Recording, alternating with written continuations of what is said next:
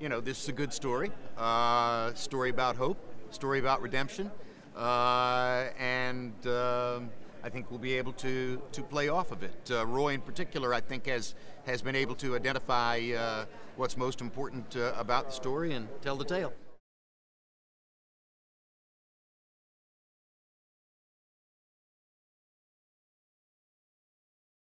You know, I'm always impressed with the commitment and the effort that actors put into trying to at least simulate what fighters do and how fighters live. And I don't know, Roy, it looks to me like Jake has worked as hard at this as almost anybody ever. Yeah, you have to give both guys a lot of credit for their effort, because you can tell that they didn't just go out and say, okay, we'll do a little bit. No, they put real effort into that because they're keeping their feet right, they're throwing punches pretty correctly, they're doing a lot of things that the normal eye wouldn't understand, but I do understand. So they have done a tremendous job of preparing themselves to deliver the audience as close to reality as they could.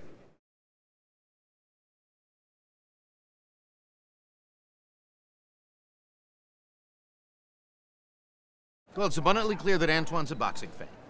And obviously he's been following the sport a long time, and he knows what he wants to deliver here in terms of a narrative for the audience, but he's also flexible enough and egoless enough that if, you know, a true genius of the sport like Roy says to him, Antoine, it ought to be this way, he's going to turn it around and make it that way. And you know, we've already had a couple of instances where Roy was able to point out they should do this and move their hands this way and stuff like that, and Antoine is responding to that, so it's fun. We get to give a little input from our perspective to a really great director who's going to make a heck of a movie.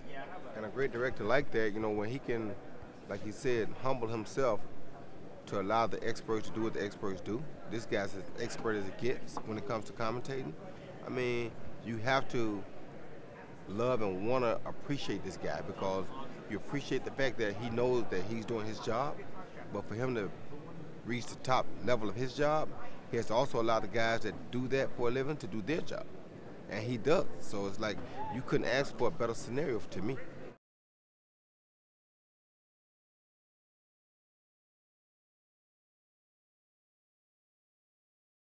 We have a script, but this dude is so amazing at just doing it as he sees it, which is why I love working with him, because I don't have to give you something read or something that somebody gave me to say. No, I just feed off what he says. He's going to call exactly what's happening. He's going to make it to where you can understand what it is. And if he knows that there may be a problem or maybe a gray area for you to understand it, he'll give me a question to make me explain it to you. That's how brilliant and intelligent this guy is. And we just hope that the writers are going to say, that's good enough, I wrote that.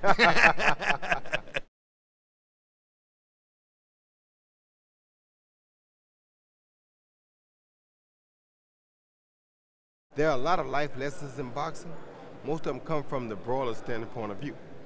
You might get knocked down, but although you get knocked down, you got to get up and keep fighting. A brawler's point of view. A boxer very rarely gets knocked down because he ain't going to get hit that much. Look at Floyd Mayweather. You never see him in a situation where he said, if you get knocked down, you got to get up and keep going even harder than you were before you get knocked down. But with Billy, you'll see that. With Arturo Gatti, you saw that. He'd go down from a body shot, get up in the next round, he'd knock the other guy down. That's the life story. That's what makes boxing so intriguing. So closely related to actual life.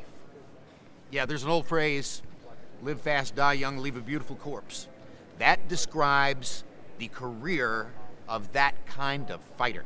Jack Dempsey, Joe Frazier, Mike Tyson, those careers tend to be short bursts of white-hot flame.